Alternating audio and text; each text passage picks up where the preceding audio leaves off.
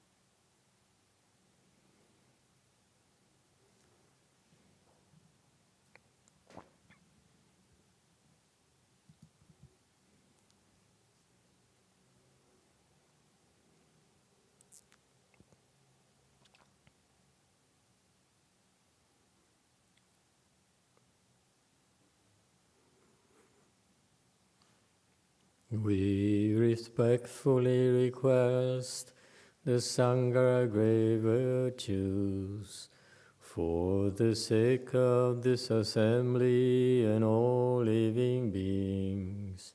Please send the wonderful Dharma will to teach and guide us how to end birth and death, leave suffering and attain bliss, and quickly realize non-birth. Cung thính đại đức tặng thịnh, vị thứ pháp hội cập nhật thiết chúng sanh, tịnh chuyên diệu pháp luân giao đạo ngã môn, như há liêu sanh thoát tư ly khổ đạc lạc, tốc chứng vô sanh.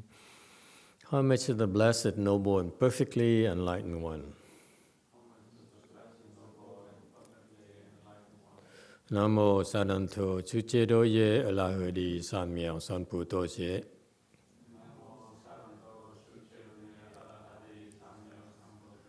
Nam mô Ta Đắc Tha Tô Ya Đa Ya A La Ha Đế Tham Miệu Tham Bồ Đà Toa.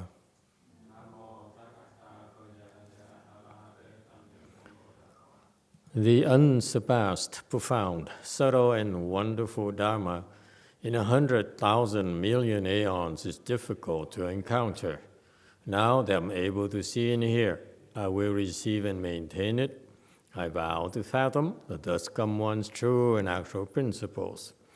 Wu shang sheng sheng wei miao fa bai qian wan jie nan zao yu wo jin jie wen de shou chi yan jie Ru Lai Cheng Shi Yi. All Buddhas and Bodhisattvas, Great Master Huineng, Great Master YongHua, all monks and nuns, and all good advisors, Emitofuo. Chư Phật Bồ Tát, kính thưa lục tổ, nhất tổ, quý thầy cô và quý vị thiện tri thức A Di Đà Phật. Chư Phật Bồ Tát liêu chủ trụ chủ 各位持戒人，各位上智士，阿弥陀佛。Okay, hello everyone. Thank you so much for coming. We are here to continue discussing the 6th Patriarch Sutra. We are in the introductory part of the sutra. This sutra was compiled by Master Fahai. All right, we're on slide. Let me see if I can detect. Look at the slide number here. Okay. Should buy the license. All right, 213. Text. At that time, Vinaya Master Tung Ying of Jingzhou and several hundred students followed the master and stayed there. 使荆州通应律师与学者数百人依师而住。 All right. Where am I? Oh, here. At the time, Vinaya Master Tung Ying, this is a Vinaya Master is a master who is a specialist, who's an expert at the Vinaya, which is the rules, moralities, and regulations in Buddhism. So he is the authority on the Vinaya. Okay, and these people, they spend their entire lives doing nothing but investigating and studying and then lecturing on Vinaya to the monks and nuns and lay people. So that's why you call the Vinaya Master. Tung Ying, he's even though he's a Vinaya Master, however, he still felt that he could learn from Master Huineng, not only in terms of sutras and Chan and so forth, but also in Vinaya. Okay, meaning although that Master Huineng never really took any course in Vinaya, never studied Vinaya, either at the 5th Patriarch temple or later. Okay, but Master Huineng was able to understand the Vinaya a lot more deeply, a lot better than Master Tung Ying. Okay, and that's why Master Tung Ying felt that he would follow Master Huineng to study from under him. Okay, which is another miracle, you will, when you think about it. People who are specialists are supposed to devote their entire lives specializing in a topic. And it's not surprising that typically the monks and nuns would become Vinaya Master after studying their entire career on the Vinaya and lecturing on Vinaya. And yet Master Huineng never really had formal schooling, let alone learn the Vinaya, and yet he understands Vinaya. Okay, that's really a miracle in Buddhism when you think about it. And he several hundred students. So because of this strong support, his strong attendance of the big names, monks and nuns back then, who attended, who were invited to this Dharma transmission, precept transmission platform, Master Huineng. So he became pretty well known overnight, okay, because he had the endorsement of all these big shot monks back then, and that's why several hundred students followed him to YongHua to practice from under him. Okay, and you think about it, the difference, like Master YongHua, after he came to the U.S., he had a handful of people, and even after he left, he didn't have that many monks and nuns anyway. Hey, hello. All right. So this tells you that the kind of support the Dharma protectors Master Huineng had compared to the recent monks. Okay, because what happened is you have to logically think about it. A king would never travel by himself. Okay, so rarely. Thank you very much. Rarely would a king go by himself. So that's why the kings and the emperors would have a real big entourage. So it's not surprising that Master Huineng had a bunch of students waiting for him in China to be trained. Okay,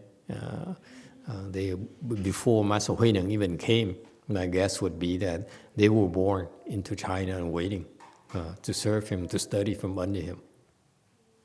Okay, and that's very typical. And similarly to Master YongHua, whose disciples also follow him from China as well. He said, for example, the 3 steps, 1 bow monk was a Chinese. That's why he can speak Chinese so well. And he picked it up from really no formal training in Chinese, actually. When you think about it, it's pretty remarkable. He picked it up and he really imitated the Chinese way of speaking effortlessly. And so Master YongHua said before he was a Chinese too in a prior life. So clearly, and Master YongHua alluded to that. He said, some of my disciples made a vow to follow me to the U.S. to propagate the Buddha Dharma. So it's not uncommon at all. And that's how you practice. That's how you cultivate. You follow your teacher.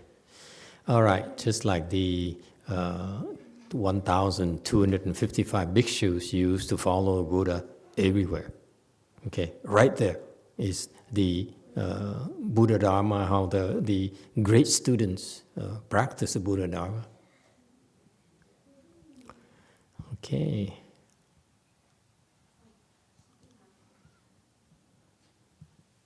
It's a holiday, so you're getting impatient. You want some more turkey. All right, 2:15 text. When the master arrived at Baolin, at Caoxi, he saw that the hall and buildings were bleak and small, inadequate for the assembly. Wishing to enlarge them, 师至曹溪宝林，观堂与角碍，不足容众，欲广之。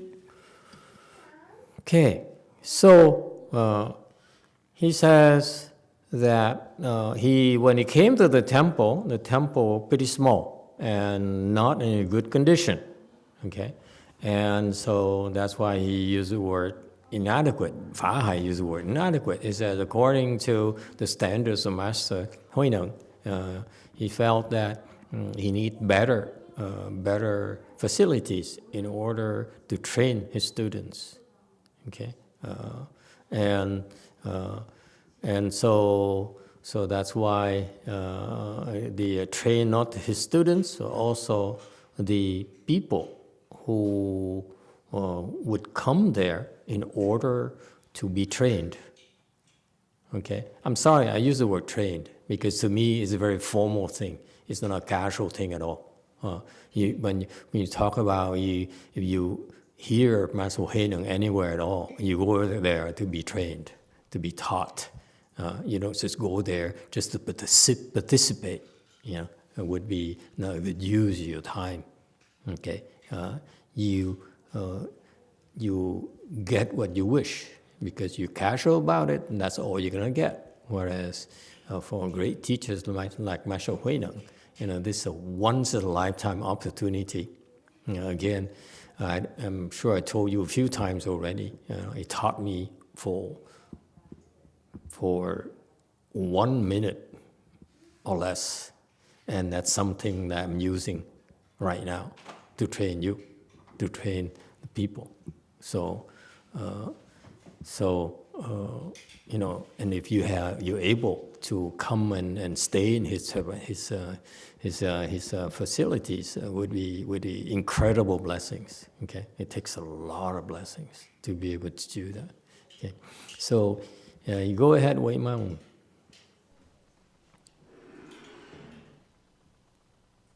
Slide. Thank you, Master. For the last slide, you mentioned about Dharma protectors. So I have two questions. Do four-stage Ara have the same Dharma protector as the low levels? And my second question is, how do beings become Dharma protector? Are they human or are they being something else then? Okay. Dharma protectors are like the entourage of people, like a king's entourage, a queen's entourage. These are the people who are there to serve the needs of the king and the queens. And in Buddhism, we call them Dharma protectors. Okay, what's the difference? The difference is that the kings and queens entourage are there for their own greedy pursuits, okay, for their own getting favors from the kings and queens, from the monarchs. The Dharma protectors actually are different. The Dharma protectors are Dharma protectors because they made a vow. They made a vow to support that particular master. It's very specific, okay? And they made a vow to protect, and support the master, and they're willing. That number two is that it's a very personal relationship. Okay, is that I vow because I believe in your project, in your work. So I vow to support your work. Okay, and in doing so, they're willing to make tremendous sacrifices in order to support the master.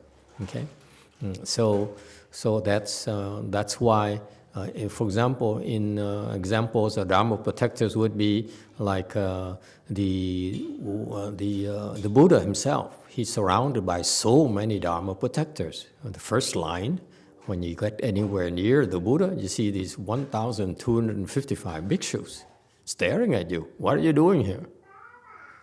Okay, and that's not to mention the many other invisible Dharma protectors who are always present, okay, to support and protect the Buddhas. Okay, so in that case, if you are fourth stage Arhat, okay, and then you also have Dharma protectors. There are always Dharma protectors in Buddhism who made a vow to say, I will support all fourth stage Arhats. The Arhat Dharma, they will have supporters. So the supporters in Buddhism, they can make the vow to support not only individuals, they also to support the Dharma itself, the Dharma that people can cultivate.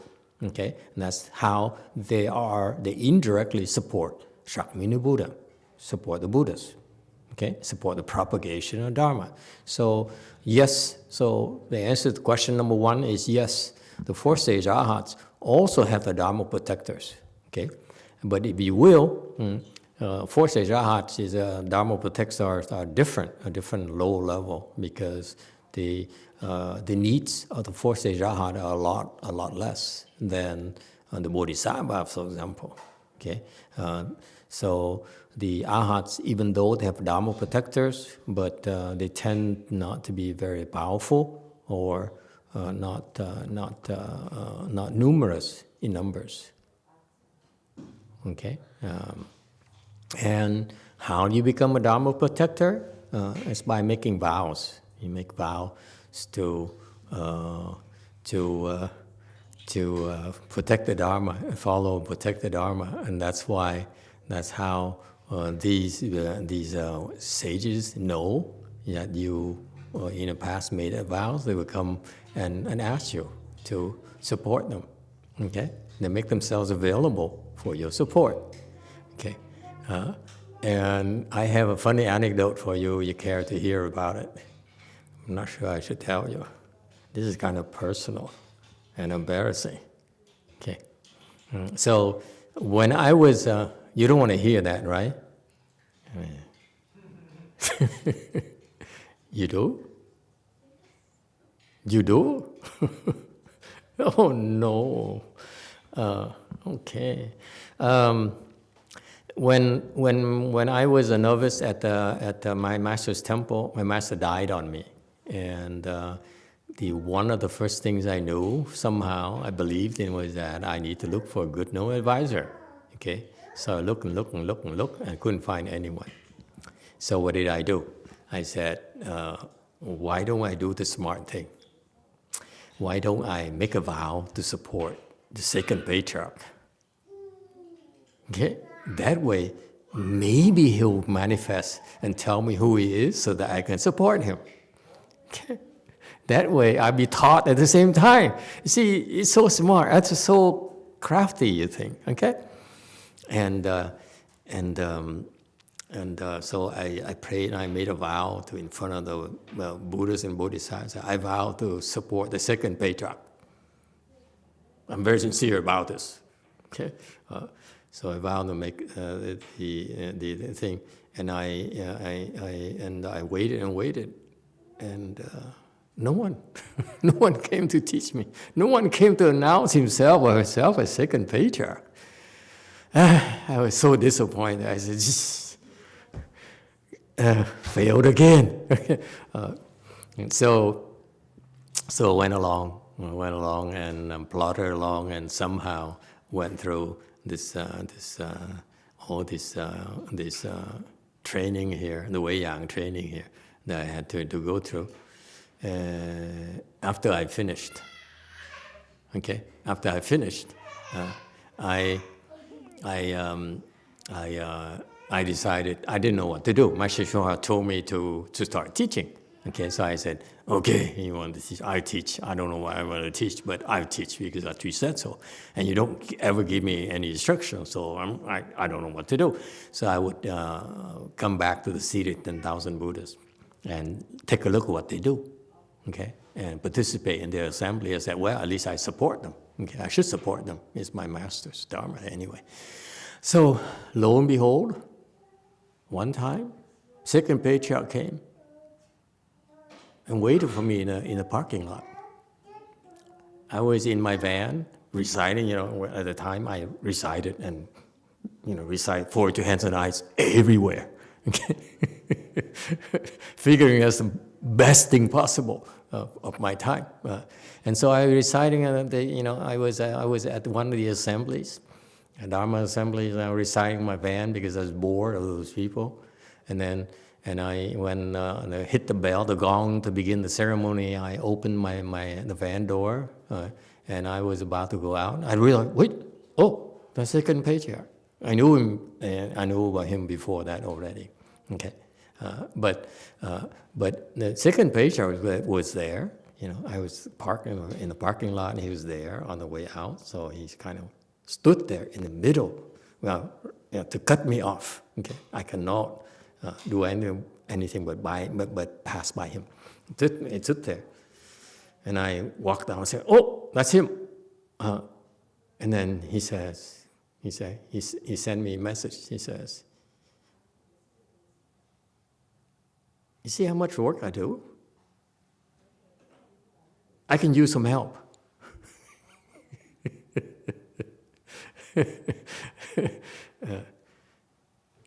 And I look at it, I chuckle, I say, really? You see, I'm a very insolent, typical Westerner, no respect. So my immediate reaction is that, really? Where were you when I needed help? Now you need help, you call me? I immediately forgot about my vow to follow him. He didn't forget the vow, but I forgot the vow already. Well, we all get what we deserve, okay? So that's why. So anyway, so I my first immediate reaction is that, when I needed, I was in dire straits, where were you? When I needed to be taught, where were you? When I asked you for questions, you didn't give me answers. Now you want help from me? Just because, and then I remember, and after I remember, sort of remember, oh, I did make that vow, you know. That's why he came and asked for. But being Americanized, I said, you know, you want me to help, you better do something for me first. Otherwise, yeah. And then, as I walk over, and I thought about it, I said, yeah, I think I'm not wrong. And I told myself, you know, actually, he shouldn't have said, come and help me. The first thing in America, okay, is that if you ask for help, the first thing you do is, do you need help? You don't just tell people, hey, come help me. You know, it's not American. We don't do that. You know what I mean? You know, you want to make sure that even though people make a vow to serve you, to help you, but actually it's not the case. Why do you think these Dharma protectors hang around the Master Huineng or Master GFCMC, for example? Because they're cultivating under him. They're cultivating under the Buddha. That's why they're doing it. They're being helped. You know, these Dharma protectors are not slaves for the Dharma masters. They're there to be taught. I assure you, for the Dharma protectors, Master Huineng, they're being trained as well.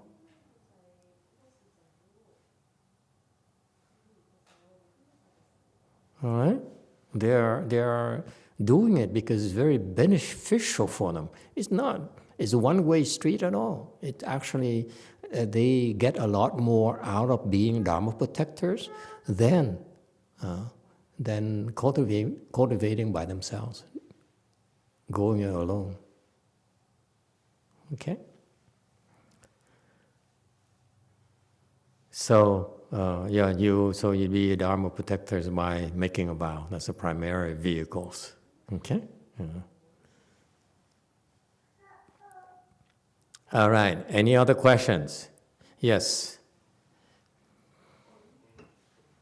Orange. Related on this topic, I sometimes hear people, I think Master, maybe you mentioned that Dharma protectors of a master would also protect the master's disciples.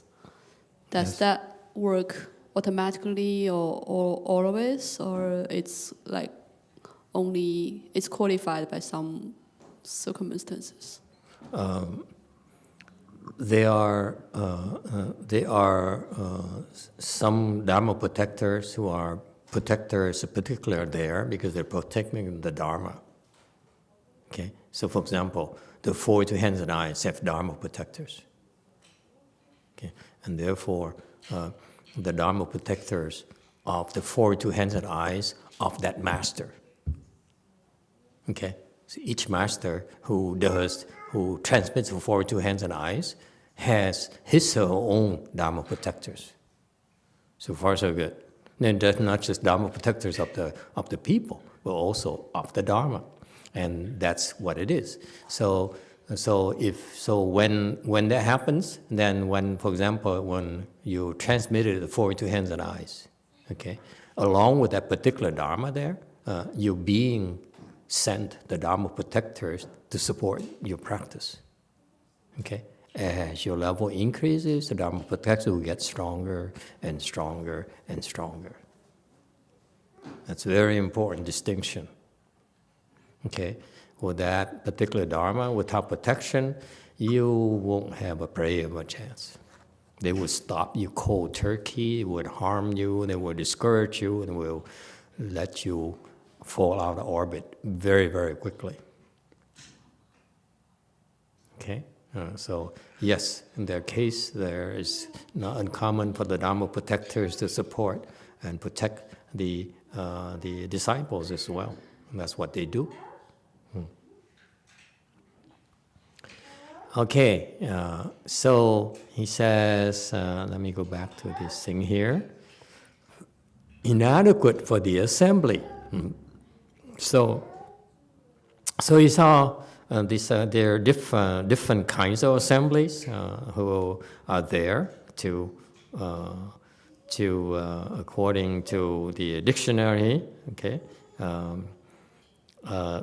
there are different assemblies. There are assemblies who can enter dhyana, meaning that's the form samadhis. And there are assemblies who can enter formless samadhi, which are samadhi 5 to 8, okay, and also the assembly where people are in need, they're suffering, and they have to come to the temple and participate in these things in order to get relief. That's what we do. It's nothing very specific. For example, the mere fact that when you are stressed out and pretty overwhelmed, you can come to the temple, to good temples, and you get relief, and you get a chance to catch your breath and be shielded from the stress and the oppression you're experiencing. Because as you enter the temple compound, okay, you should get protection from a Dharma protectors who are working for the Dharma master. Okay, so that's why the assembly, there are a lot of people who get there, who go there, because they're not necessarily cultivating, but they need help, need some relief for their, need a break from the pressure of life, from their own predicaments. Okay, and so that's why these assemblies are there, because they need relief for the suffering. And also there are Dharma, the assemblies there who have attained liberation already, and they're there to support the assembly and get further training. Okay, the people who are enlightened are numerous, and they understand. That's when they understand that they need to attend these Dharma assemblies in order to get further help.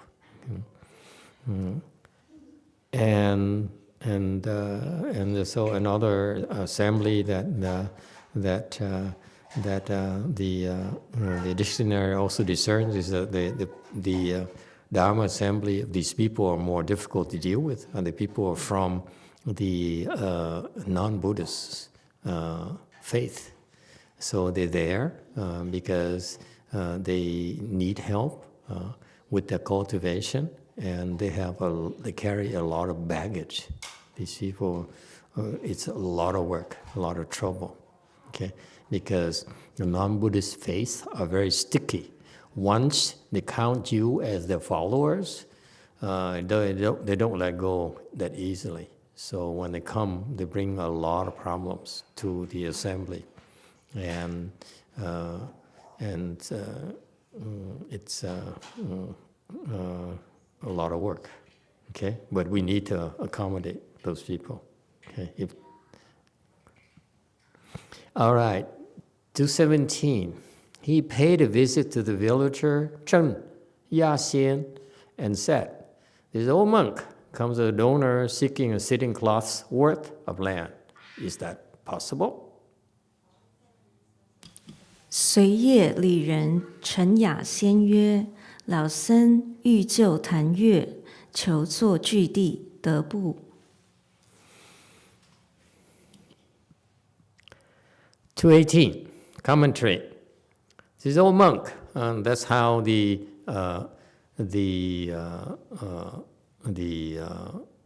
Buddhist monks the Buddhist senior monks like to address themselves. Is it Lao Na, or what is the English? Is Chinese for that? Lao Sen. Okay. Other things, other more common terms. This is old Chinese, but now it's a Lao Na. Okay. This old monk who wears tattered clothes. Okay. Yes, Wei Mountain. Old is Venerable Huineng to call him old. I'm sorry? How old is he back in the day? Not sure. He's apparently he's old enough to call himself old. Okay. So, but the old monk here also has a meaning. He's a clumsy monk, and he's lacking in refining. He's unrefined, lacking social graces because they're uncouth, they're coarse, they haven't been to polishing school like royalties and so forth, and they don't understand social graces and protocols. Okay, and that's why these sages would like to call themselves, I'm just an old monk or an old clumsy monk, this old insignificant monk. Okay, and he went to this villager in the area called Chen Chen Ya Xian. Okay, and so apparently this villager here is pretty wealthy, relatively speaking, of course. Those land aren't worth much out there in the boonies, but this guy is worth a lot of money, has a lot of land, clearly. Okay, and why would he go to this guy? It's kind of weird. He's going to ask for land from someone. Okay, yeah. And this is sort of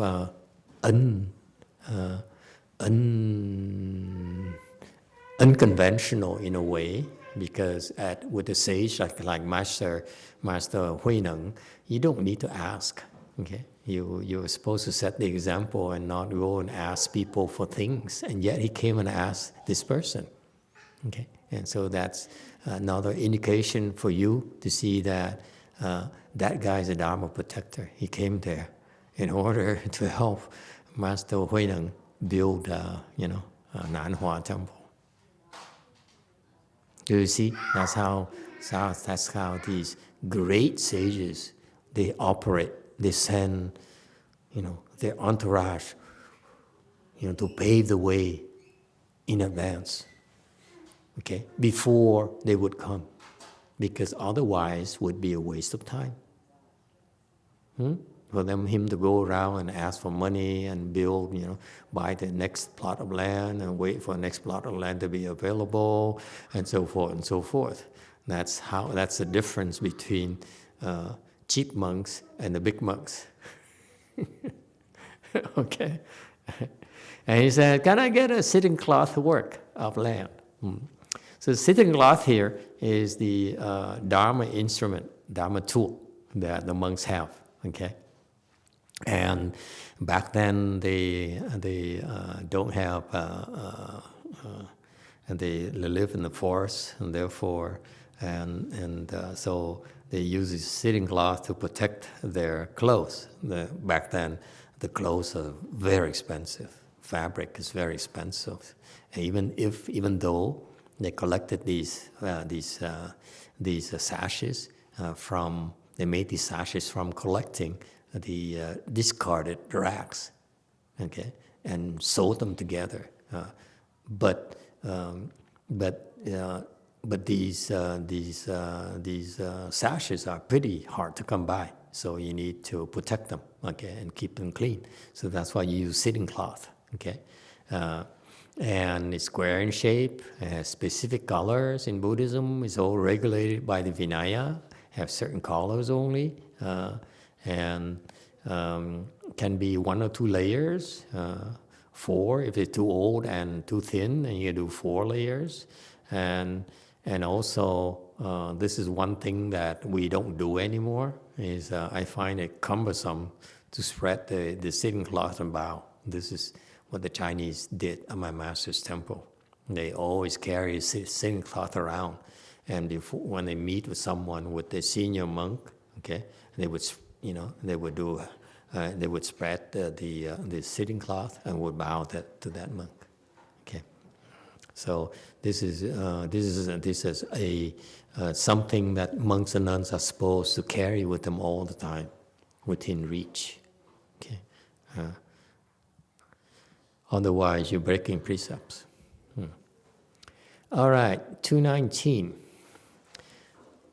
Text. Xian asked, how big is a high master's sitting cloth? The master took out his sitting cloth and showed it to Xian, who acquiesced. 先曰：和尚坐具几许阔，祖出坐具视之，雅先为然。How big?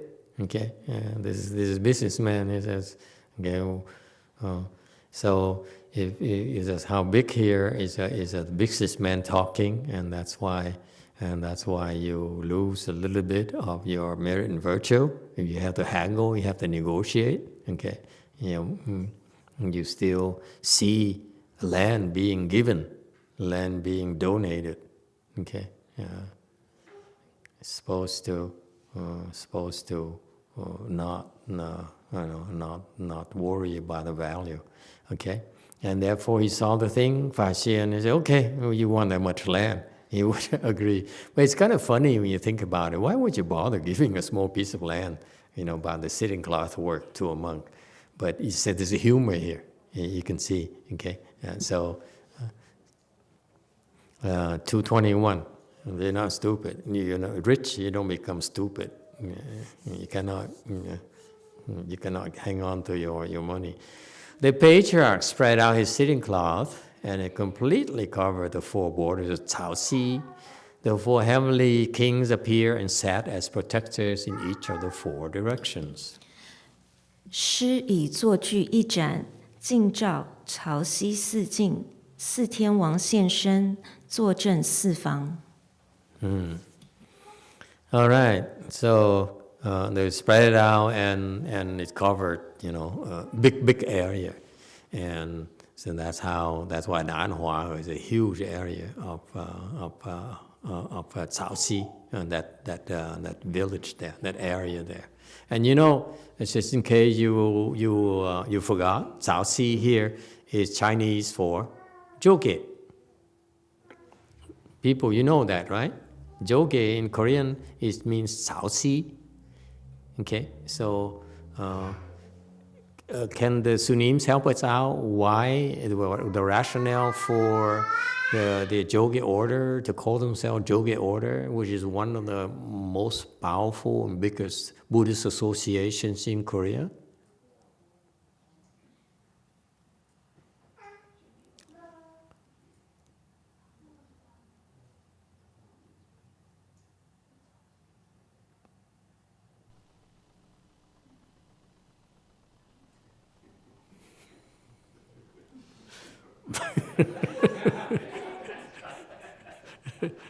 Why Joge order? What is the meaning of Joge order? Why would you call yourself Joge order when Joge is actually Chinese? It's not even Korean.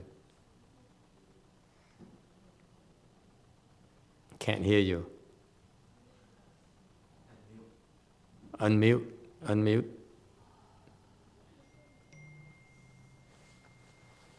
I can hear myself. 육조 스님이 계시던 산이 조계산이어서 조계종이라고 한 걸로 알고 있습니다.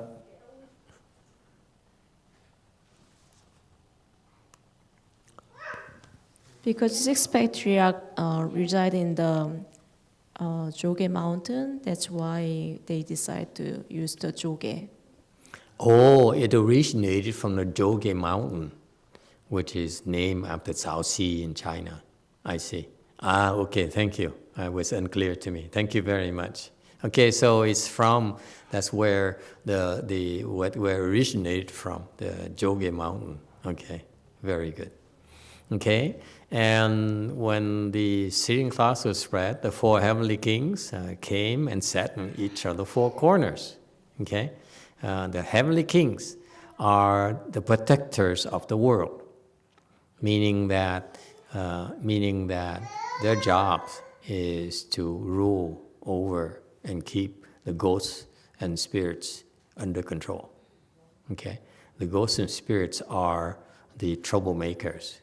Unless you keep them in check, they will misbehave. So the four heavenly kings are called the world protectors because they are the first level, meaning that they are in charge. Each of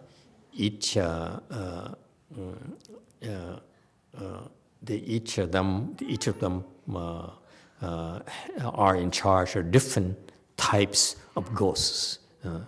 So again, here on slide 222, the Dharma protectors are the four heavenly kings, the Dharma protectors.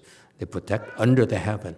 Okay, their jobs, by the way, is to protect and be the provide protection to the Christian king, the Christian God, the God of the second desire heaven. So the God, the second desire heaven, rule over, have jurisdiction over the four heavenly kings, and that's why they call Dharma protector. They're protecting under the heaven, so they're protecting the human realm, okay, below the heavens, okay, and there are four of them: east, south, west, and north, okay,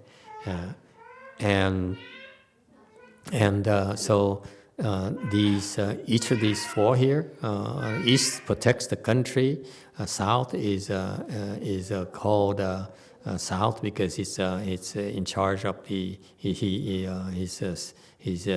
means it's increase in growth, and the west, his name is GFCMC, meaning he has broad eyes, and they all are under the leadership of the north, erudition. Okay, so the world is very, very structured. All right, 223 text. It is due to this occurrence that the mountain range bordering monastery is called the range of heavenly kings. Xian said, I know that the High Master's Dharma power is vast and great. 今四境有天王岭，因之而名。先曰：知和尚法力广大。224 text. However, the burial ground of my great-great-grandfather lies on this land. If you decide to build a stupa, I hope that this area will remain undisturbed. 但无高祖坟墓，并坐于此。他日造塔，兴旺存留。All right. Text.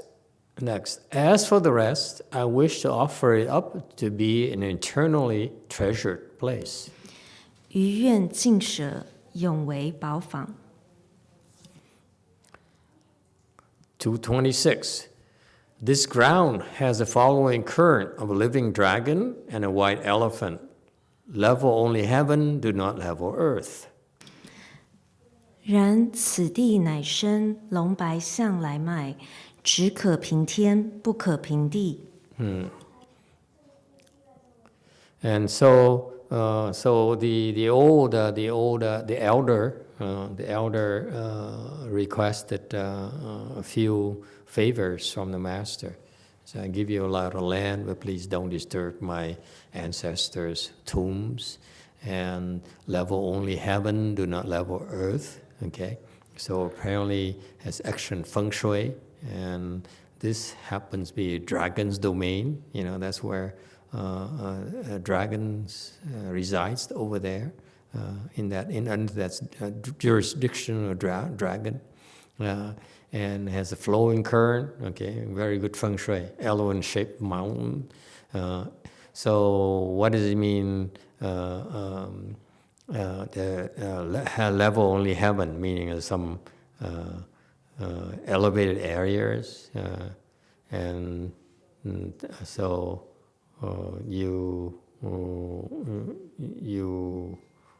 there are elevated areas where you have low buildings and low-lying areas where you have the taller buildings, and do not level. He didn't level any no leveling. Okay, so this is yes, YouTube. From Daniel, why would a god need protection? Why would God need protection? From God's wives.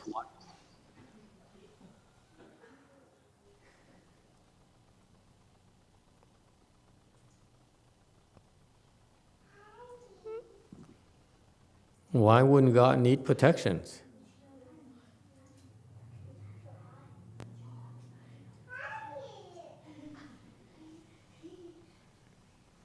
The gods also have a lot of enemies. That's why they need protection.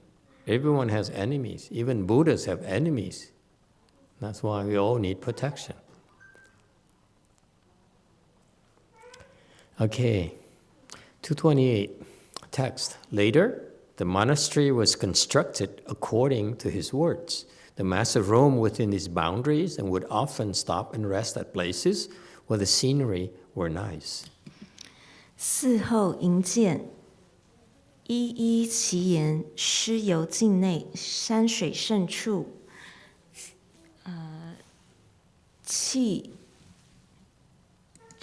之。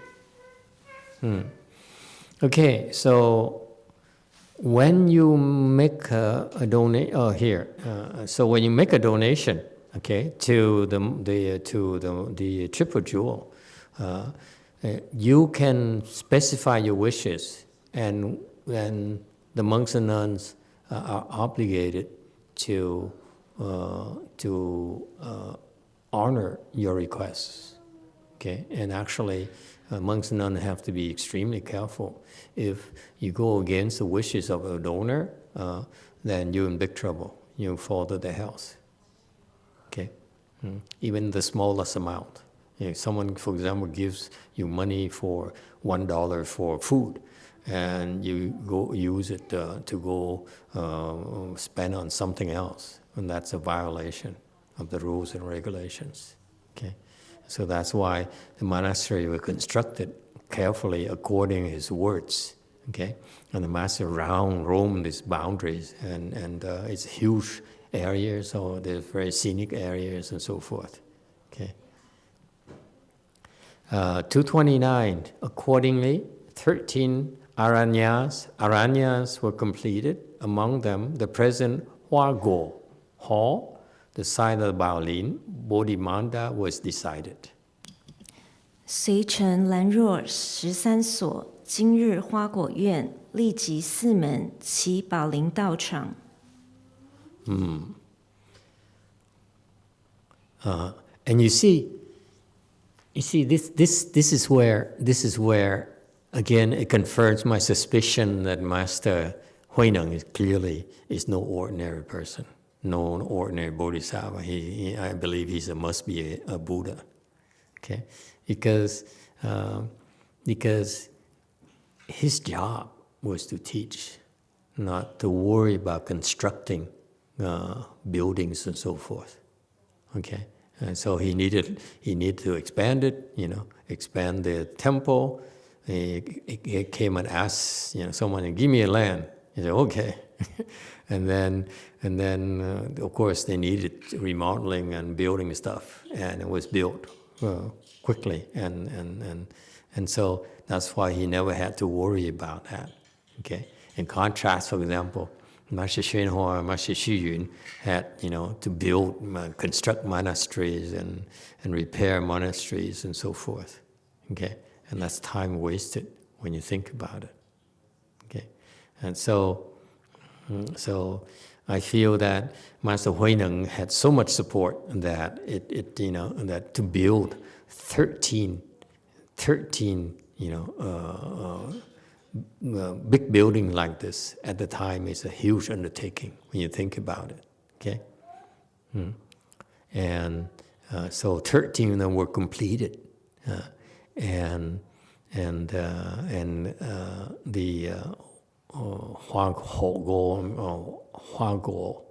Huaguo is probably a huge hall too, right? All right, 230. Text by Indian Tripitaka master Snana Baishajya, who, during his journey from Nanhai, passed through Caoxi, where he cupped up the water in his hands to drink and found it to be fragrant and fine. 忆先是西国制药三藏，自南海经曹溪口举水而饮，香美。 I think this is one of the patriarchs from India. Okay, text, surprised, he told his disciples, this water is not different from that in India. Its source will surely be an excellent site on which to build an Aranya. 译之谓其徒曰：“此水与西天之水无别，西原上必有圣地，堪為蘭若。” So you see these patriarchs, and they do go ahead and take a early peek of where the Dharma is going to move, and prepare for it. Okay, 13 aranyas. So they're monastic buildings. Aranya is Sanskrit for silent places, where the Buddhist practice is to observe these to reduce the noises and the commotions, because that's why they're aranya. So when you go there, and when your mind is in places where there is no commotion, it's not loud and noisy, and then that's when your mind will settle down. Okay. So that's why it's more conducive to cultivation. Okay, and this is the old style of cultivation. Okay, it's rather this is what you ought to do when you have no teachers. This is why the Hinayana, when they have their practices, go to find aranyas, go to where there's no commotion, where it's quiet, and practice. Okay, and that's where people go to these places, silent places, quiet places, to seek enlightenment, and so it could be further away from civilization, or it could be, believe it or not, the Aranya could be at the cemeteries. I don't know why it would be silent. It's pretty loud there, pretty chaotic there. But it could be considered. You go to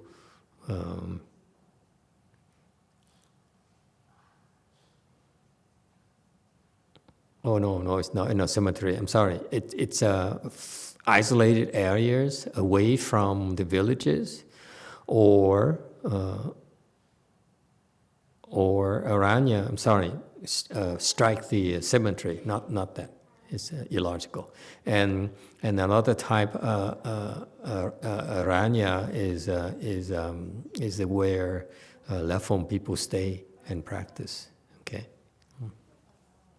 So there are 13 buildings. There's a lot of people who were able to stay there. These buildings were huge. Okay. So this site on 233, this site was picked long ago by Tripitaka Master Dhanana Baishaya,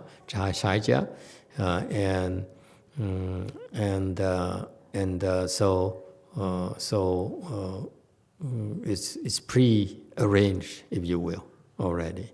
234, text. He looked in the four directions at the mountains and water, they encircle one another, and the peaks were outstanding and imposing. He sighed and said, "This is just like Jewel Forest Mountain in India."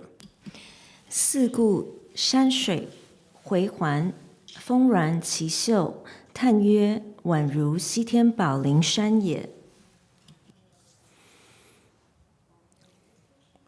Text, he told the villagers of Caohou, a pure dwelling may be built here, and after 170 years, the unsurpassed Dharma jewel will be taught here.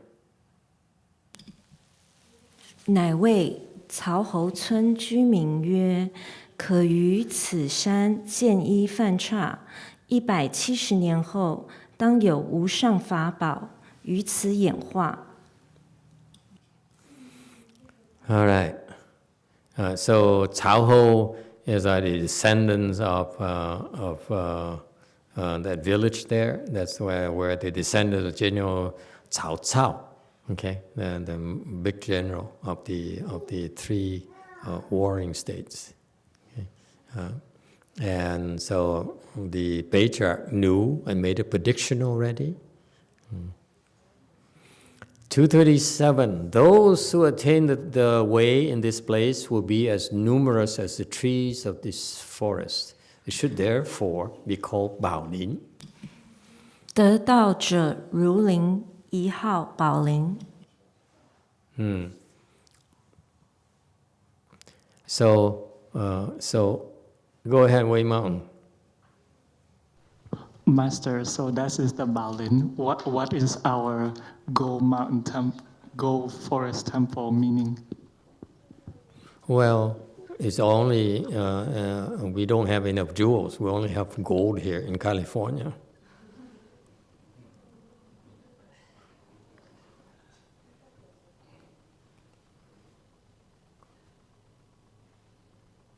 So that's the name. That's why the Buddhist temples like to be called. They have this Baolin here is used quite often, which is there's a connotation of a lot of people will attain enlightenment here. Countless people will attain enlightenments at these way places.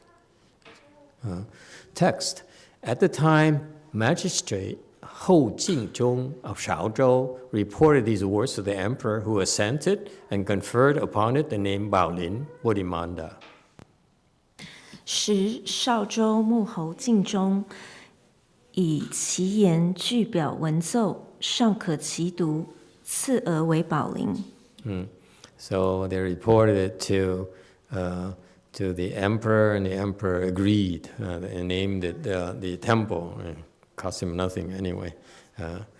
Text, the construction of the pure halls began in the 3rd year of the Tianjian reign of Liang dynasty, AD 504.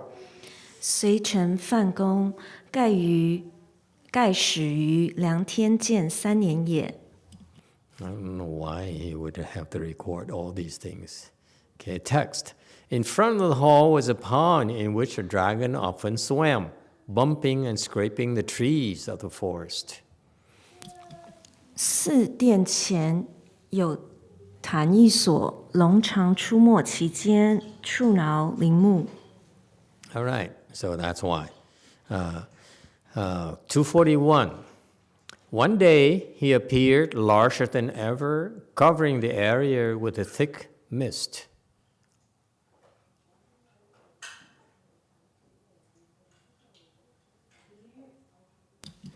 一日现形甚巨，波浪汹涌，云雾阴密。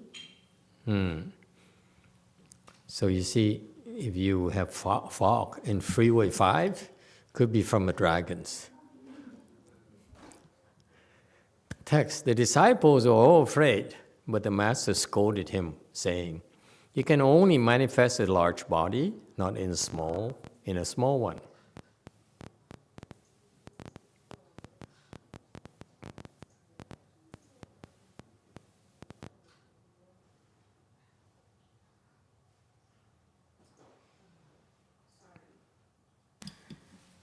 徒众皆惧，师斥之曰：你只能现大身，不能现小身。Text: If you were a divine dragon, you could make transformations, turn the small into the great, and the great into the small. 若为神龙，当能变化，以小现大，以大现小也。So the master met with his dragon here, who was showing off, who was playing around in his playground there, and they frightened the people. So the master said, talk to the dragon and challenged. He said, "You're a dragon, then you should be able to have to turn the big body into a small body." Okay, and in Buddhism, I have a quote here, and there are 4 smalls that cannot be little. Okay, the small fire is 1, small prince is 2, small dragon is 3, and small novice. Okay, you belittle these 4, you're gonna get in trouble. 215, text. The dragon suddenly disappeared, but returned an instant later in a small body, skipping about on the surface of the pond. The master held out his bowl and challenged him, saying, 其龙忽没，而请复现小身，要出坛面，施展波视之，曰： You don't dare climb into this old bhikshu's bowl. The dragon then swam in front of the master, who scooped him out of the water with his bowl. 你且不敢入老僧钵盂里，龙乃游扬至前，施以钵摇之。Text: The dragon couldn't move. Holding the bowl, the master returned to the hall and spoke Dharma to the dragon. 龙不能动，师持钵归堂上，与龙说法。248. The dragon then shed his skin and left. His bones, only 7 inches long and complete with head, tail, horns, and claws, were preserved in the temple. 龙遂退骨而去，其骨长可7寸，首尾脚足皆具，流传4门。Okay, so some historical records of this encounter with this dragon. Text: Afterwards, the master filled in the pond with dirt and stones. Now, in that place, in front of the hall on the right side, is an iron stupa. 事后以土石淹其坛，经殿前右侧有铁塔处是也。And there you go. And that's a story of these strange occurrences that were recorded. And we have some historical evidences and facts. Questions or comments? So this is the introduction of Fahai, about how Nanhua came about and how Master Huineng settled at Caoxi. Yes, Wei Mountain. Thank you, Master. Rewinding to the beginning of this story, it was the High Master unfolded his seating cloth to define this area. Is that correct? Yes. Now, with all due respect to Venerable Shenji, I see his seating cloth a little bit to my right, and it covers a desk nicely, but I mean, I don't want to gloss over the profound size of the master's seating cloth in this scenario. Yeah, he cheated. You see, he does unusual things. He basically lied to the villager and then basically stole from him as well.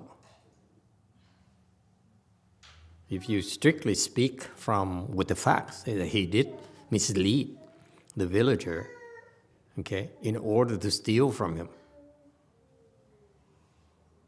So the intention was to steal a big piece of land, not just sitting cloth. That's called stealing. Did he carry it around from then on, or did it just go back to normal size? Is it like a infinitely expanding seating cloth? Yeah, it stretches out. Okay.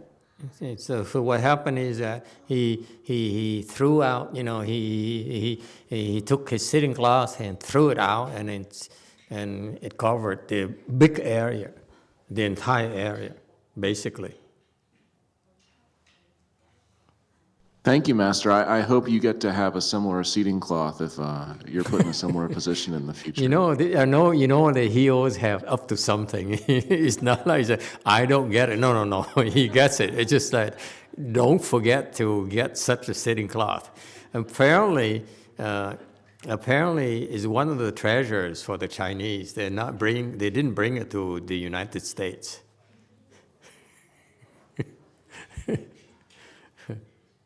So the Master uses spiritual penetration to get a lot of land. All right? So that's, strictly speaking, you could say the Master lied and broke precept and so forth, but, who are we to judge? Okay? It's funny how we read about this, the Buddhists, and the Buddhist disciples never questioned this, until Peter came along. Whereas the Buddhist disciples are always commenting this monk is a thief, and a liar and so forth. But we were all simply following the lead of Master Huineng. He did it, therefore it should be okay. Okay? It's difficult. What can you do? Okay, now we go into the teachings. Okay, so now on 250, the first chapter title is Action and Intention. So you describe whatever happened and what's the rationale behind that. We find out. Okay.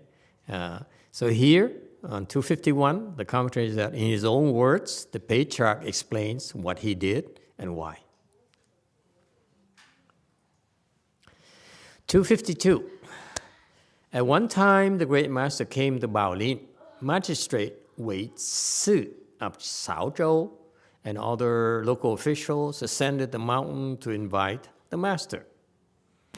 时大师至宝林，少州伪刺史名瞿于官僚入山请师。And so he came, and the big shots came and made the request. Okay, so you see, back then when Master Huineng came, there's plenty of infrastructure already. So these people would come, the big shots would come. And that's why he had so many followers. It's an endorsement from the officials. Text, to come into the city, to the lecture hall of the Dafan temple, to create conditions with the assembly and speak the Dharma. 出于城中大梵寺讲堂，为众开源说法。So, commentary on 254. This is sutra, meaning this is authentic Buddhist teaching. Even though these teachings are not from a person who proclaimed to be the Buddha, however, it meets this Buddha is recognized and utilized by the patriarchs in Buddhism. And it meets the 6 requirements of a sutra. That's why it's called sutra. Okay? This is the only exception in Buddhism where a sutra was spoken by a monk instead of by the Buddha. Okay, again, another reason why I feel confirmation again, this monk here is a Buddha. Okay, so this is typical Buddhism. It's not what you think.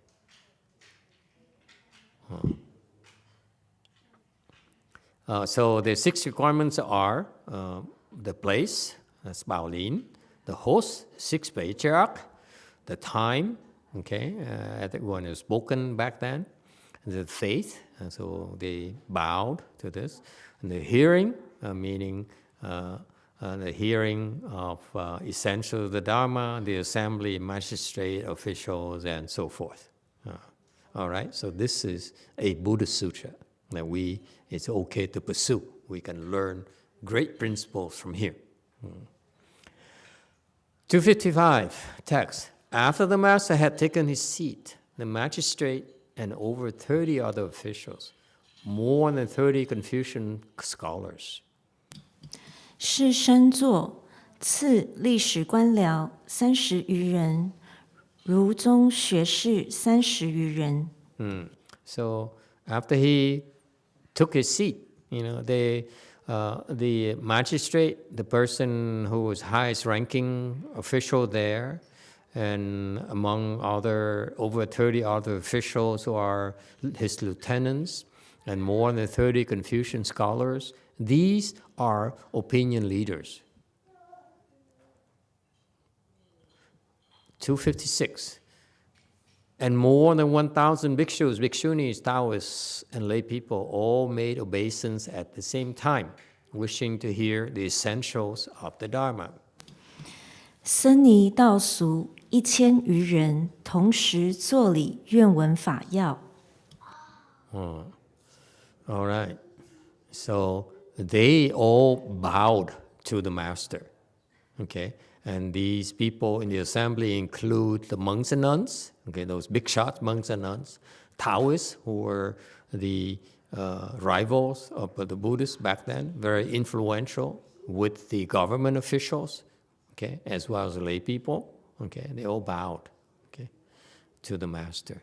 257, the great master said to the assembly, with no advisors, the self-nature of Bodhi is originally clear and pure. Simply use that mind and you will straightway accomplish Buddhahood. 大师告众曰：善知识，菩提自性本来清净，但用此心直了成佛。Okay, so 258. So this is the first time where it's recorded in the sutra what the master decided to teach, okay, to the assembly. He says, good no advisors. That means that these people that they're good, they're able to recognize the good, 善知识, okay, it's from the Chinese, 善知识, meaning that the emphasis here is on goodness, okay. You are able to know goodness, okay, and that's the minimum. At a high level, you're supposed to recognize goodness as well. In other words, recognize potential.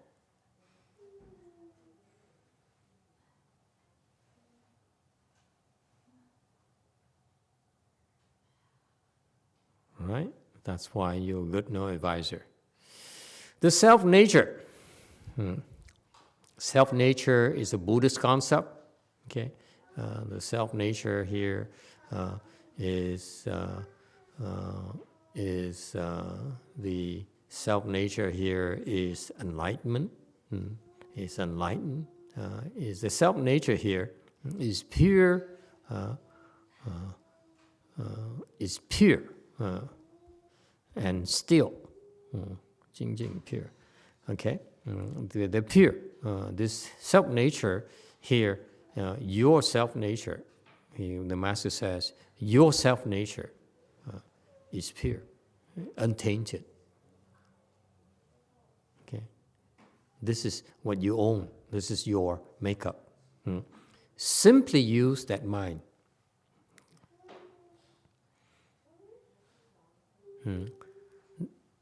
That mind that is pure, okay? Not the ordinary discriminating and calculating mind, okay? And the Master says, just use it, okay? And you will straight away accomplish Buddhahood, meaning you become a Buddha immediately. Okay?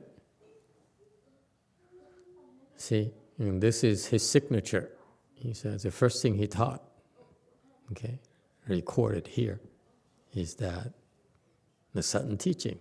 He says, you have this pure mind in your nature. If you use that pure mind, then you accomplish Buddhahood.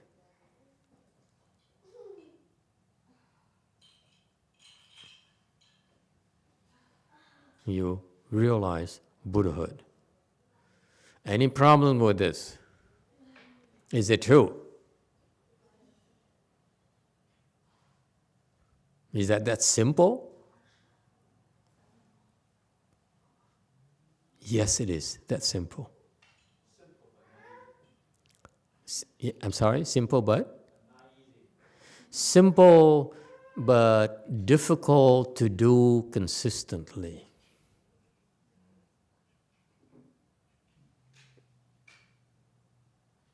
Here's what happens. The first time you hear this and say, I believe. I believe. That's the first requirement. You don't say, why? What is it? Okay? This is very important distinction. If you hear this and says, good no advisors mean you, okay? The self-nature of Bodhi, okay, this enlightenment here has a self-nature that is fundamentally clear and pure. The Master's teaching is very, very, very, very straightforward. Your enlightened nature that you already possess, okay, is fundamentally clear and pure. Okay, it would be better we change originally to fundamentally. This is what he means, not originally. And you understand why when we complete the rest of the explanation. It's not originally. He says, if right now, this very moment, you believe without any doubt in your mind that your enlightened nature, enlightened nature is fundamentally clear and pure. Okay, whatever that is. Okay, it's just clear and pure. You don't need to understand. Let me stress for you. The instruction is your enlightened nature. Okay, that mind there, your enlightened mind is clear and pure. If you use that mind, then you are a Buddha. That's all it means. If you hear this and say, I don't know, you have doubt, you want to know more, or you say, why? Okay? It wouldn't work because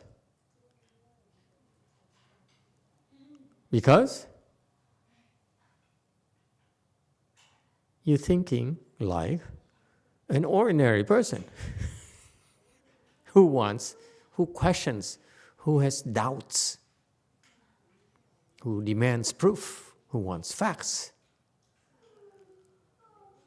Whereas he's saying that you simply use, okay? Bần lại is fundamentally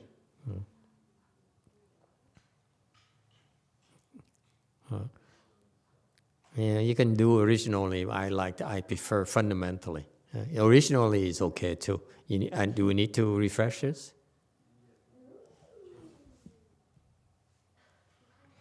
But originally is okay. The translation okay, but I prefer to translate this as fundamentally because it's action, calling for action, not for knowledge.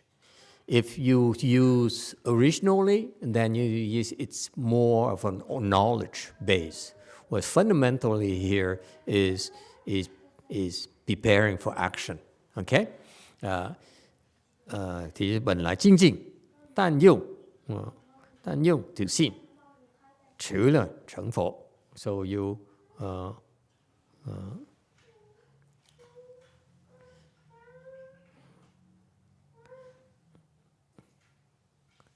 simply use. I'm not sure. Simple. I view Chinese scholars agree with the translation simply. Okay. I would prefer to just use that mind. Tan here is just. But, okay, just use that mind. There's no simple. Just use that mind. Then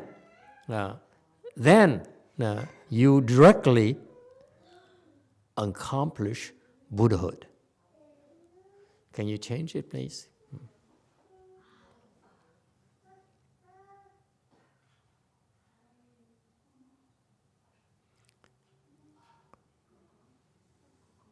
So I beg your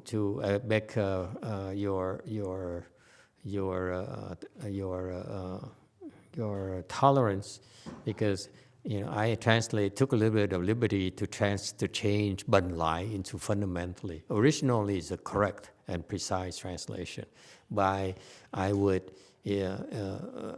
personally prefer to use the word fundamentally. Okay, because bần lại brings you back, okay, and that bothers me. Right now, there's no past. It's no, don't go back. Right now, your mind right now is fundamentally clear and pure.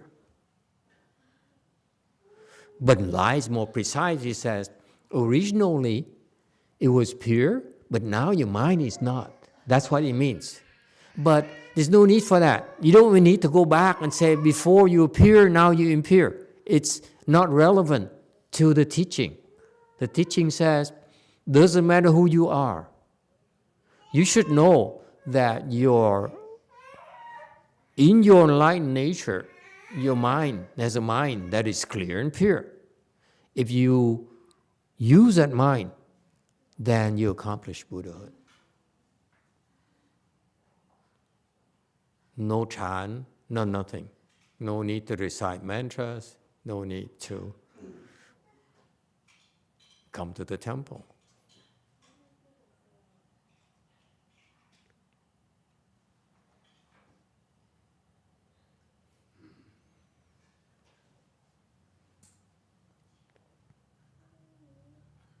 Questions or comments?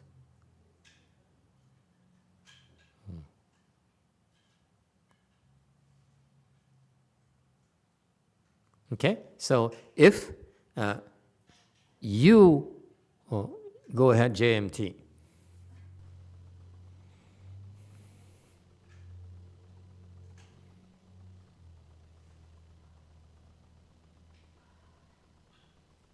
Go ahead, ask your question.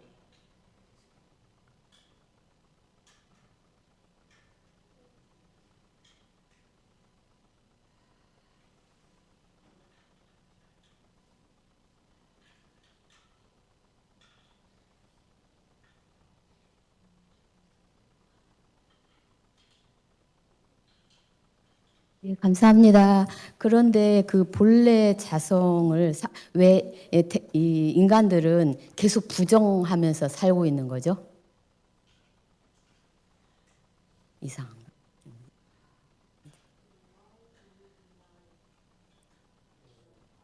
Fundamental nature. Why do we deny our fundamental nature? I'm sorry? Deny. Why do we deny our own Buddha nature? Yes. When we are living, we usually deny our fundamental nature. Who's denying our own Buddha nature? 누가 부정을 하나요? 누가 자성을 부정? 해석이 좀 이상한데요. The translation is something wrong. Something. You're not translating, you're not making sense, your translation.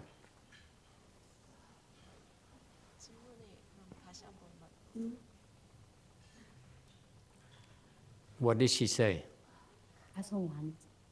자성 그 원래 그 자성 자기의 본래의 성질을 알면 즉시 깨달은다고 하셨는데 우리 대중들은 그거 자체를 항상 부인하면서 살고 있는데 왜 그런지 그 이유를 알고 싶습니다. Here is said that if we use our self-nature, then we can get enlightened. But usually we don't use that. Exactly. We don't deny our self-nature mind. Exactly. You don't use it. Normally, like when you're holding that microphone there and ask me a question, which mind are you using? Are you using your fundamentally clear and pure mind, or are you using your thinking mind? 생각하는 마음으로 사용하고 있습니다. I live with my thinking mind. There you go. You're using the wrong mind. Next. 죄송합니다. You got that? Huh? See, exactly. Yes. By automatic responses, you ask why. I told you not to ask why. And you pick up my microphone and have to ask why. See what I mean? I tried to stop you already, but you didn't listen. And that's called faith. Because your faith is not deep enough yet. It's not that you don't have that mind. What happens is that even if you hear the certain teaching, your faith is not deep enough to say, I believe.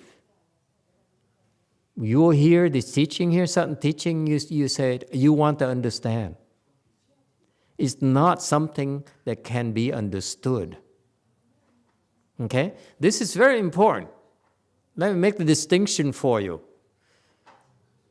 When you hear something like this, okay, you may be laughing at her right now and say, oh, stupid woman. I mean the master warned, but she wouldn't listen, okay? No, you could be laughing at her, but actually, here's what happened.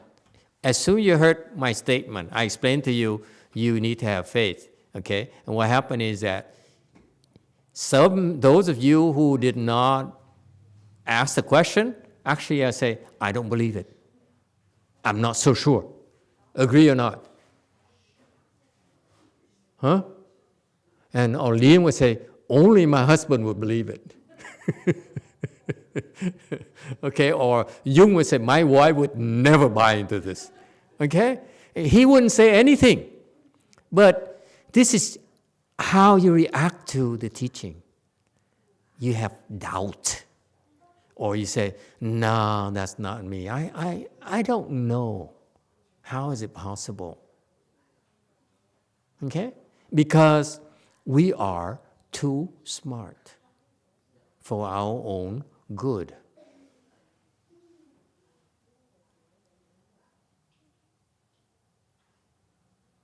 Okay? So that's what happens to us. I just proved to you that the thinking mind, as soon as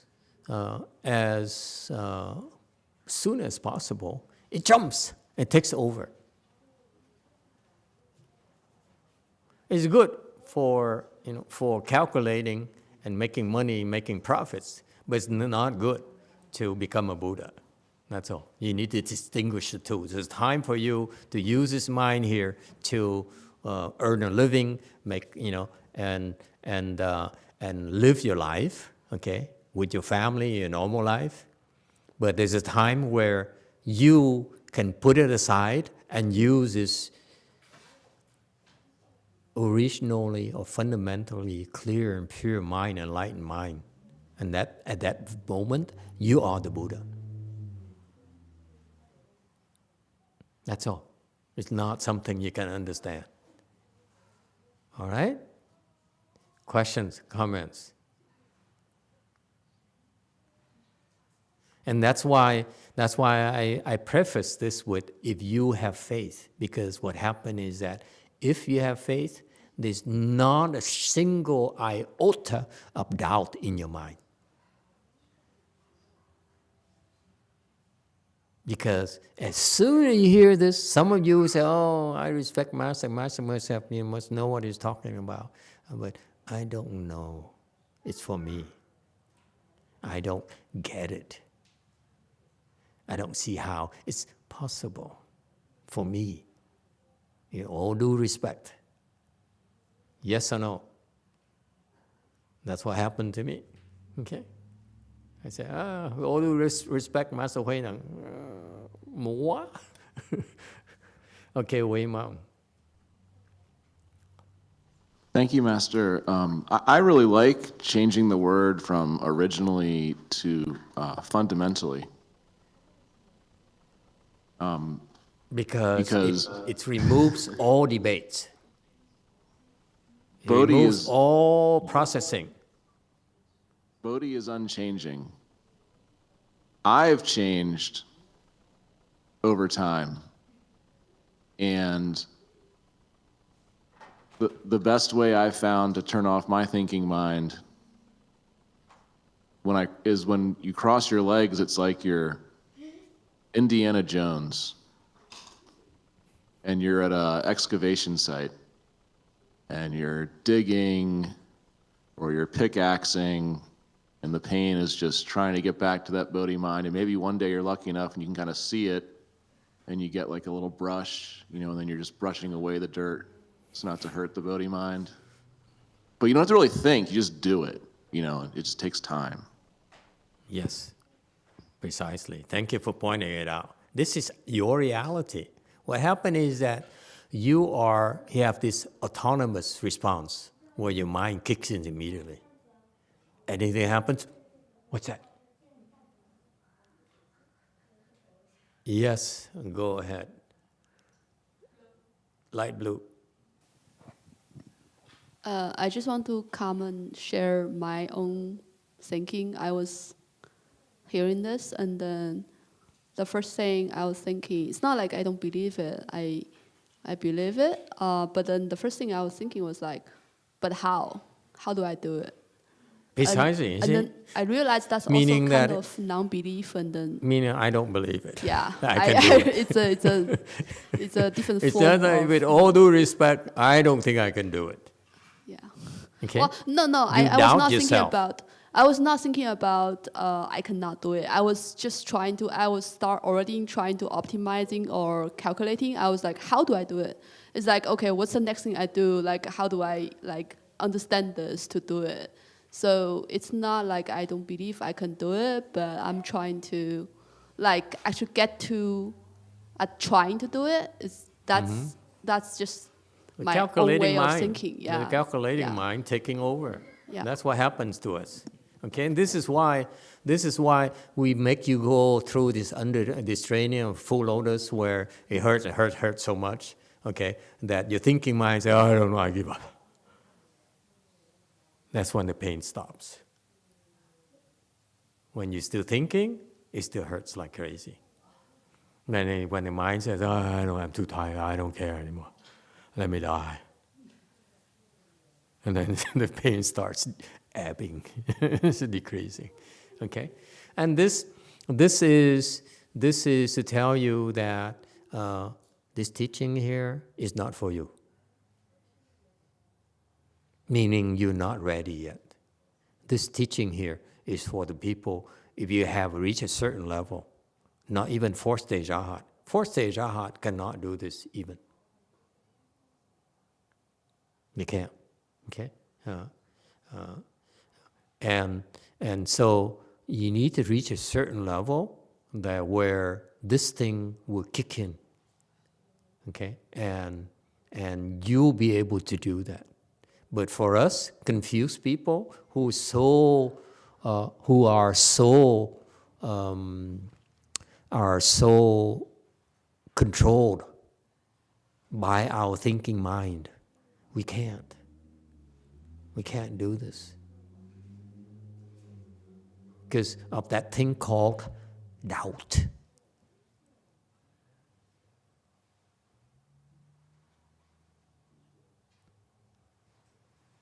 All right?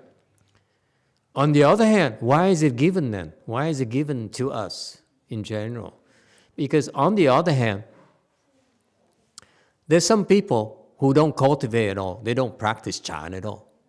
They don't have any form of cultivation at all. But they have oodles and oodles of blessings. Like Master Huineng. And he said, when he heard this, I said, that's it. And he instantaneously became enlightened. It's possible because you have so many blessings that it's like an aha moment for you. It's and that happened. It's like some of you will this will sound familiar to some of you. It's like there is a fabric, a screen that's being torn. Like in the movie, it's being torn. You take a knife, you go like this, and then it opens up and you see light coming in. So your mind, your thinking mind, I'm giving you this, and I know, and those of you who experience that, shut up, okay? Don't agree or disagree. You can disagree, but you cannot agree, okay? So what happened is that very moment when you made the connection with your Buddha mind, okay? Then you begin to see light coming through, and then you realize that your thinking mind is actually operating behind a screen of darkness that does not let light come through at all.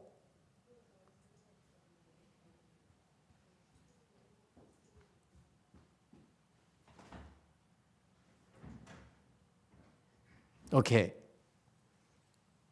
Anyone would like to disagree with me?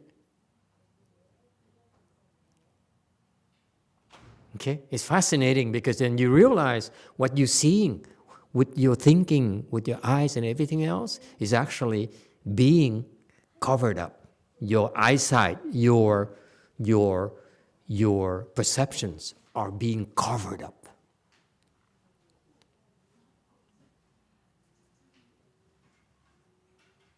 Question. JMT. Because I heard my disciple describe it already. And it's not me. Until now, I have thought one of them. Oh, sorry. Is it right? Am I right? The question? Yeah. Until ahead. now, the main characteristic of Buddhism is allowing, having adopt or critical thinking. But your statement was like other religion, like Protestant. Just believe. Don't make a question. It was like this characteristic can be going through the extremist, like Nazism or other Crusader war. So I'm a little bit worried about this thing. So I know your meaning is for different point of view, but I want to just point of this can make a problem. Thank you. Yes, yeah, thank you. You're very brave. What's his name again? My name is Sang Bom. Last time I made a question in Bora Sonon. Okay. What car do you drive? Very small car. A small car. What color? Yeah, made car. Okay. Okay, we know. Okay, noted. Okay, you're very brave to dare question a monk, especially you Korean. That's not very Korean. Okay, I expect it from Americans, not from you. I'm shocked.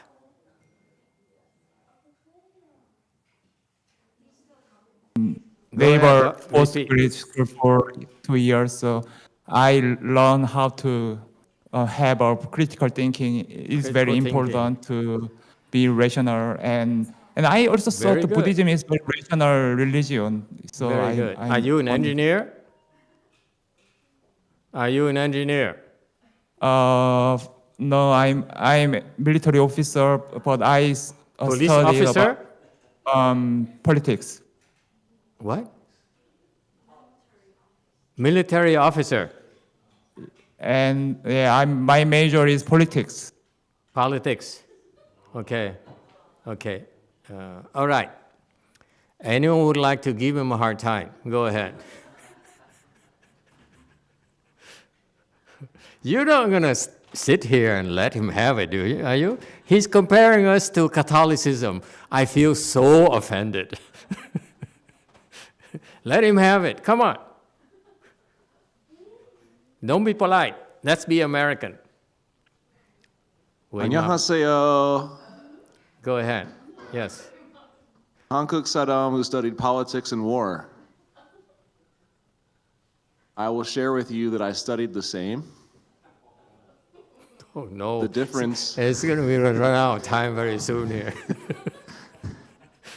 The difference is you're not turning off your thinking mind for the purposes of others. You're turning off your thinking mind to help yourself and to be good. That's the difference. Okay. All right. That's Peter Gentle for an American. Anyone else? Let him have it. Light blue. So my son was discussing last night's Dharma talk in the car today, and then he summarized it as that's what Buddha taught us. But you can choose not to do it, but you just get enlightened slower. But that's okay. So same thing. You can choose not to do that. You can criticize. You can you can go to the Hinayana way. It's okay, but it's just not as a fast way for you to accomplish it. Okay. Anyone else?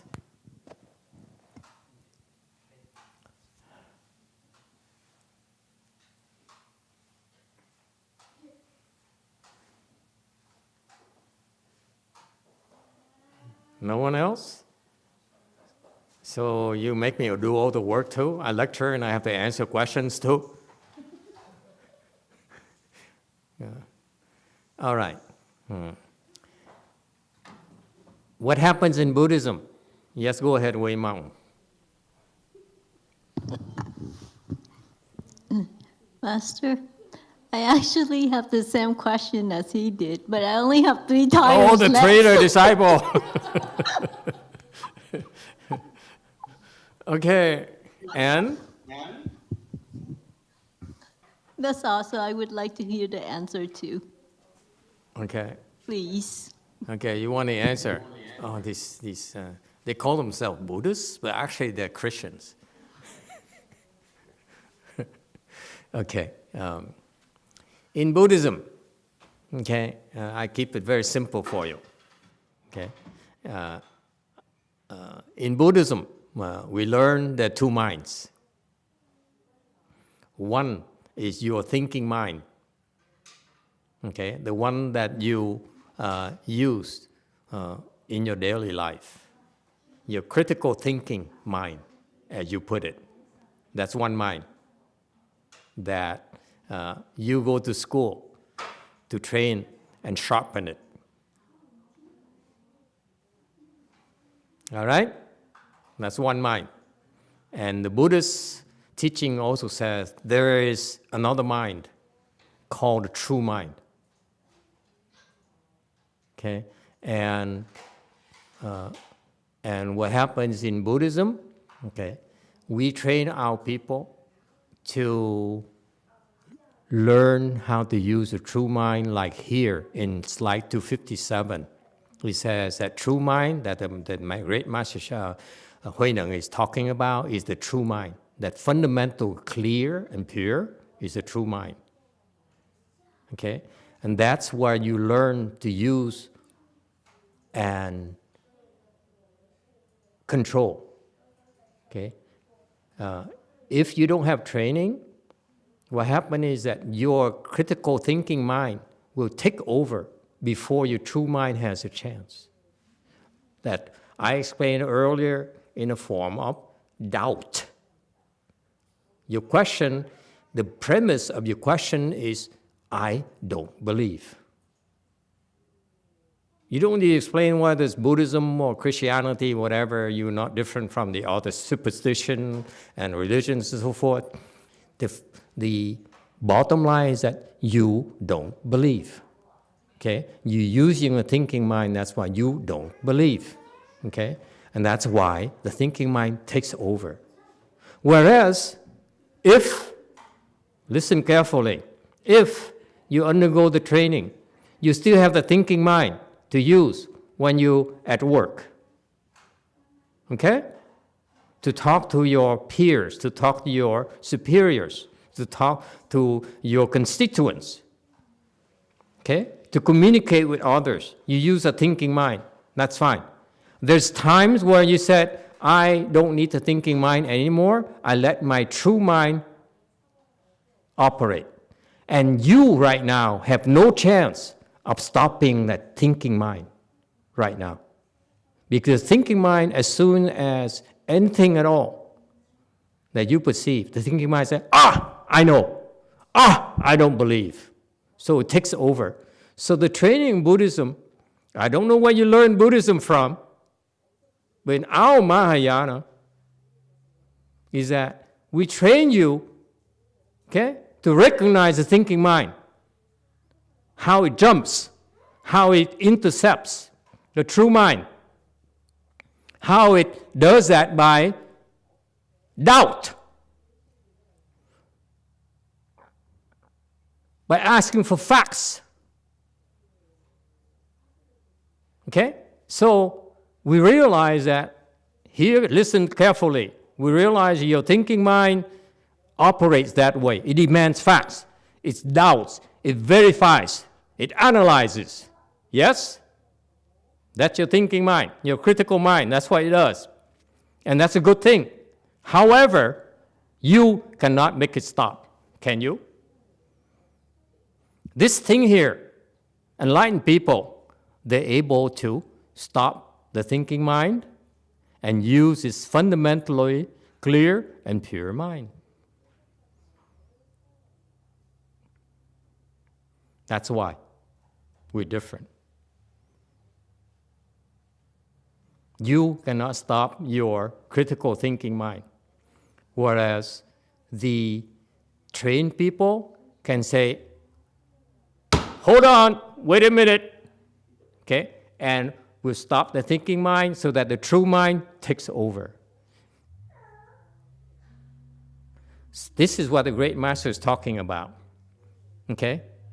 Stop using, and I'm very grateful for your question, although I don't like the question, okay? But I'm grateful for it because this you are helping me clarify the process, because what happens is that your critical thinking mind jumps too fast, and you cannot. That's why you have to learn through training to control it. Say, wait a minute, stop thinking, stop questioning, and the true mind will come forward. That's all. And when you can do that, then you have wisdom. If you cannot stop the thinking mind, the critical thinking mind, it's called confusion.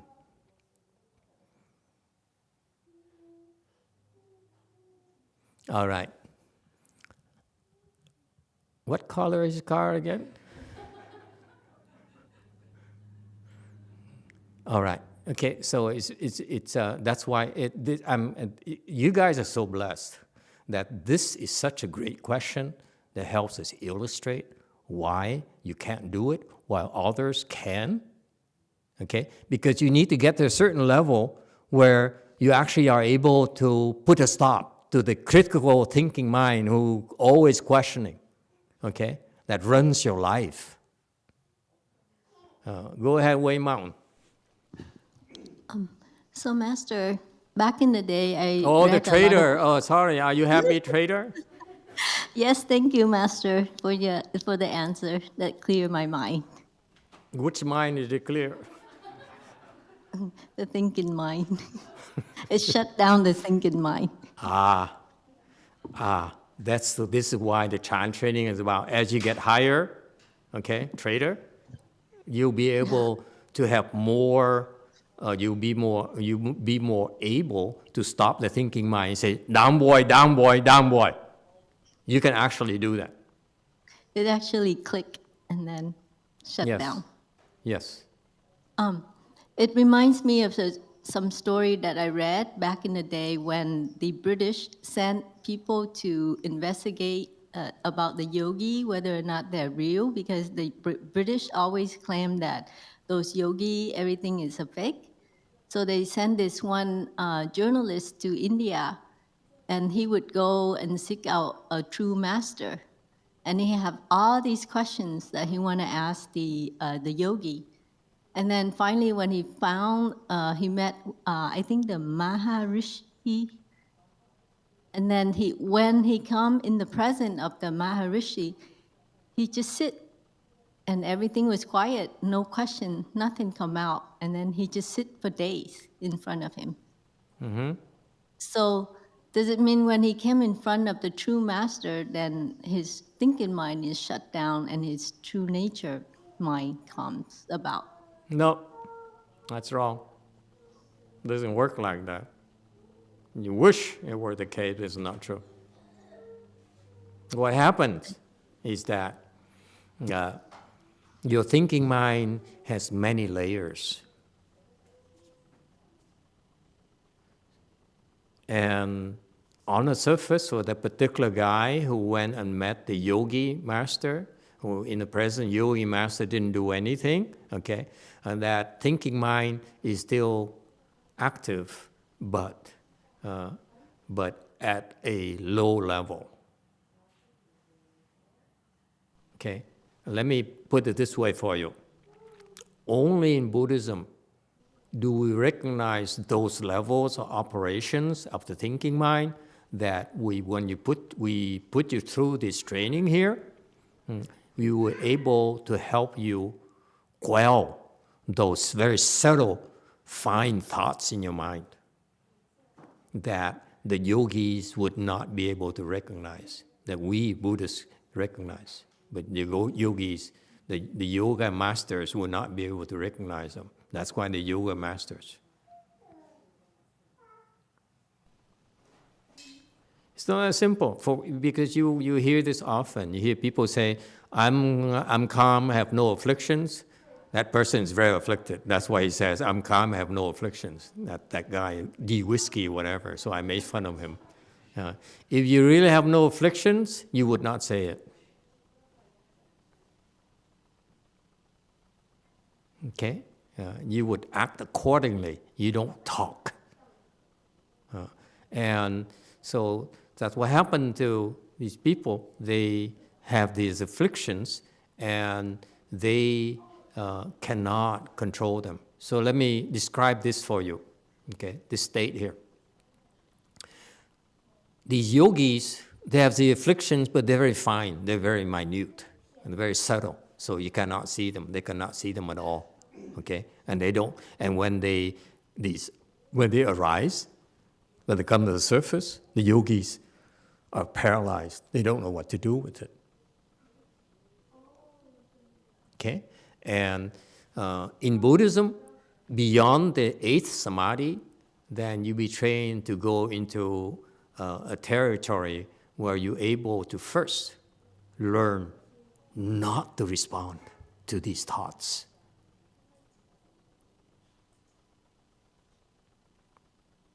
Because these thoughts are so compelling that you naturally analyze and criticize and dissect and process, because that's how your mind functions. So the first level before you are able to stop it is resist the temptation. Okay? You resist it longer than before. What is that called? First stage arhat. The first stage arhat, when you get there, they get excited, but say, let's wait, let's not do anything yet. See, they, inside their turmoil, my wife is laughing at me, but let's wait a little bit longer before we let her have it.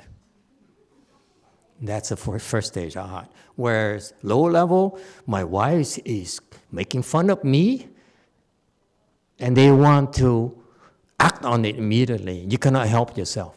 First stage arhat, they can hold on a little bit longer before. Why is it advantageous? Before, if you can hold on longer, you delay your creating karmas. Then you have a chance. If you react immediately, quickly, then you're creating karmas. That karmas will pull you out of orbit. But if you can delay that, okay, then you have a chance. Right now, smart people, critical thinking people, they're so proud of how fast, how accurate their thinking mind is. That's why they immediately react. This is wrong. I got you again. Caught you again. Okay? And there's this aha moment. Remember the aha moment? That is critical mind. Okay? It's so proud. Say, aha, I got it. Got you. Whereas the first stage, he says, aha inside, but he's not. He says, aha, but he's, aha. Whereas the normal people below first stage, aha. And it shows in their eyes, the face, there's something that being released because they're still reacting to it. The first stage arhat has this delayed reaction, okay? So that they have a chance to learn how to stop it eventually. It's very scientific. Buddhism, we're very scientific. We know why we call it first stage arhat, second stage arhat, third stage arhat, fourth stage arhat, and higher, because of these abilities that are developed systematically. That's Mahayana training. So we train you to learn to control your thinking mind and use it only when it's necessary. Versus ordinary people, they cannot have that choice. Okay? They immediately process. They immediately discriminate. Does it help? See, Buddhism Maya training is much more precise than Hinayana training. We could tell you exactly why you're first stage arhat. And if we understand that, then we know how to bring you there. Whereas, if you get there by chance, okay, then it only applies to you. You cannot help others get there. That's the difference in between, okay, never mind Buddhism versus non-Buddhism. This is different in Hinayana and Mahayana. In Mahayana, we have such a clear and scientific, if you will, knowledge on how to differentiate these things and how to get there. Whereas Hinayana, they go through their training, their sitting, meditation, and over time the mind calms down. When there's no more stimuli, the mind calms down, they get to a fourth stage arhat. but they don't understand why they got there. They got there by brute force. You go to Aranya, a pure and quiet place. You sit there long enough, no more noise, no one, okay? You're practically dead. That's when you get the fourth stage arhat. But they don't know why. They simply got there. That's why they cannot teach people. They cannot teach people how to get there. Then you see, sit there and you calm your mind down. Yeah, your mind calms down, but it's uncontrolled. It's still uncontrolled. Okay. Whereas in Mahayana, in Chan training, we know why. Okay. What is the difference between first dhyana, second dhyana, third dhyana, and so forth? It's very precise knowledge. Besides training for that.